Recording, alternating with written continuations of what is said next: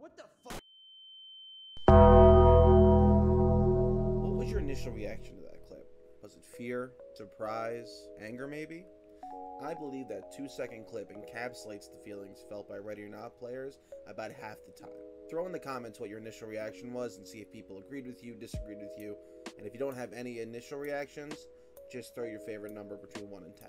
Ready or Not was released earlier this year by Void Interactive and is currently in a beta state where it receives content updates about every 2 weeks and is currently $40 on Steam, as well as the other major platforms that it could be available on. As of recording this video around the 1st of August, there are 12 playable stages, each with 4 to 5 variants of mission types, ranging from barricaded suspects to active shooters. Some levels are old and not used anymore, some are used as the basis for other levels, but there are 12 different playable stages as of recording, with more sure to come in the near future. Ready or Not boasts a plethora of weapons to choose from, ranging from submachine guns to assault rifles to non-lethal options, the latter admittedly not being the easiest to use effectively. Nope. Nope. Nope. Gotcha, bitch.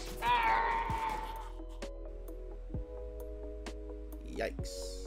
But there are weapons for every playstyle, and you have the ability to mod them in the loadout selector. That'll let you pick any kind of mod that you want. It shows the pros and cons of the mod itself and kind of the overall look of the gun, which I think was great. One of the big selling points for me was the customizability of both you as the SWAT officer and the loadout that you can bring into the battle. So this is what you see when you load in as a solo. You'll see that no one else has a name above their head. There's no one talking. It's just you talking to Control, Control talking to you. And you'll see on the bottom right you have your commands, which is how you move this group of soldiers without being able to communicate with them. The bottom left has your tactical gear, your health, and the compass. So essentially you're just moving around, you're moving through. Here's a barricaded suspects, so you have rules of engagement to follow, you have certain criteria that need to be met, and each mission has a certain number of objectives that you have to reach in order to get a good score. A lot of this game is just quietly walking, trying to ascertain the situation, Get down. I want to see hands.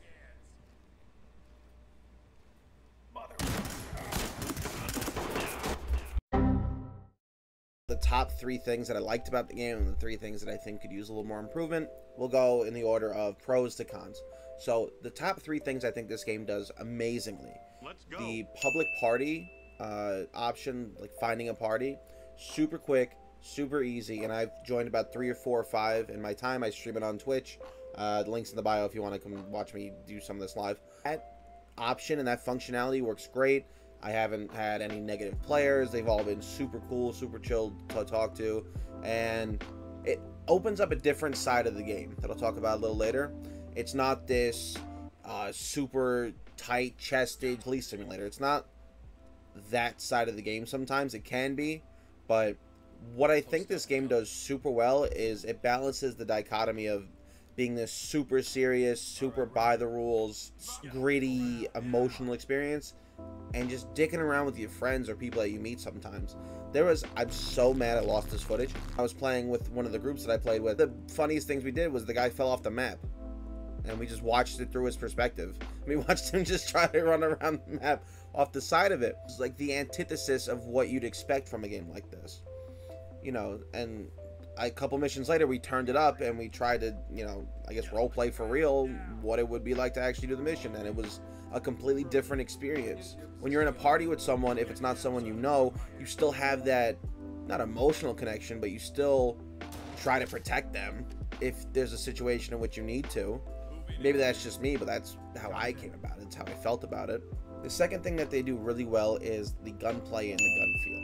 Now, I don't have a ton of experience shooting, but I can tell you this sounds a lot better than a lot of the certain competitors in the market.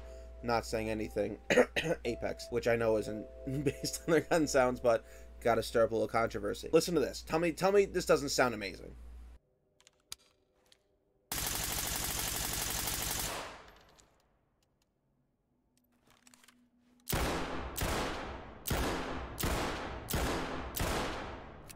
It's like you're on the range, right? It's great. So the third thing that I really like about this game, and it's gonna sound terrible when I say it, but there's a catch. It makes you feel bad. It makes you really think about putting bullets into somebody. It's a game, so there's obviously no real emotional connection to it, but you feel like there is. You're crawling through hallways with your scope on everything, just knowing that at any moment you're gonna have to pop off. And then you go through a little doorway and you see someone. That split-second feeling, and we'll reference that first clip, that split-second feeling where your tight gets super chesty, your chest gets super tight even, and you have to make a decision. I think it's just amazing. I love having to think and have emotions connected to the video games that I play. You know, I'm all for playing Fall Guys and just drooling on myself for 2 hours, but when I need something where I feel and I have to think, I choose Ready or Not every time. It's a great representation of a little more realistic version of a pretty watered down genre. I know it's based on SWAT 4, or it's like a predecessor to SWAT 4. Don't quote me on that. I definitely read that somewhere. I don't remember where. I'll link it. But it reminds me of a more realistic version of what happens. Now, what could be better? Admittedly, I know dick all about map design, but it gets kind of stale if you're running for more than an hour or so. You know, you'll play most of what you wanted to play, you'll play most of the maps, most of the objectives, and it essentially just comes down to, you know, who wants to hold the shield this time, who wants to the loading shotgun, the breaching shotgun, who wants to do XYZ. You're doing the same thing, just a little differently, instead of doing different things. Obviously, that's something they're going to address with content updates. There's weekly, if not, I believe it's weekly community posts where they talk about what they're going to do, and then I think every 2 weeks there are actual content updates. And I haven't played since the middle of August, which is about a week or two, so admittedly there could be a fix for this already. But the map pool's a little small, and the mission types kind of are all the same in different ways. So you it gets a little repetitive, but that's something that they'll fix. The second thing, which I know they're going to fix, and I'm so excited for this, but right now it's a down point just because I know how good it's going to be, is the campaign. They promised a campaign. I can only assume it'll come out when the actual game comes out, when it's out of beta and it's ready to be a full launch. But the fact that there's no campaign now, and I can only imagine how good a campaign would be from Void in this game setting, in the story they could try to tell, it's a down for me right now, but it's something that I can't wait to look back at in a month or two and make a new video and say, look, there's details for the campaign, and then in 6 months when it's ready, play the campaign and tell you how good it is. The third thing that can be improved about Ready or Not is the AI is kind of wonky, and I mean that in a pretty good way. Like, the AI is good. It does different things, has different actions. They'll hide in weird places that you don't expect, and then you get shanked. Smile.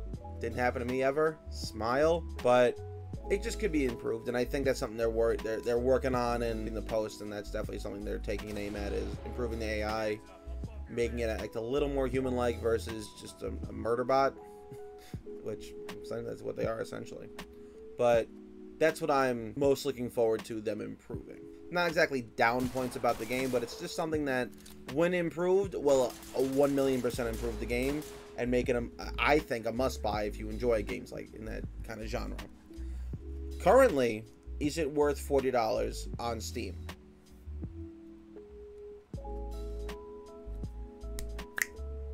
Maybe.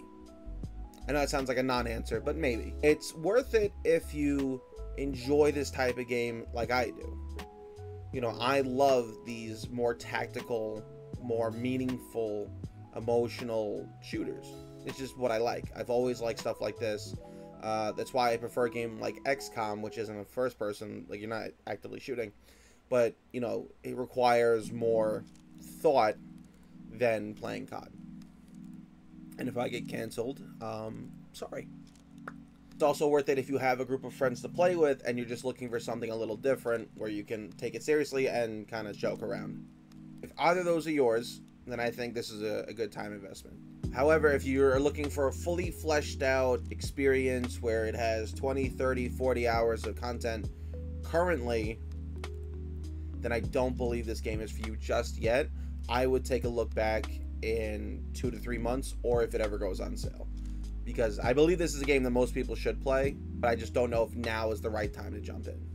And I'll tell you, if you agree with me, if you disagree with me, throw it in the comments. We'll have a discussion. This way we could either see each other's perspective, or we could argue for YouTube, and that'll make, you know, the video go viral. And I'm down to argue. You know, I'm from New York City, so I'm down to argue with a fucking pigeon if I need to.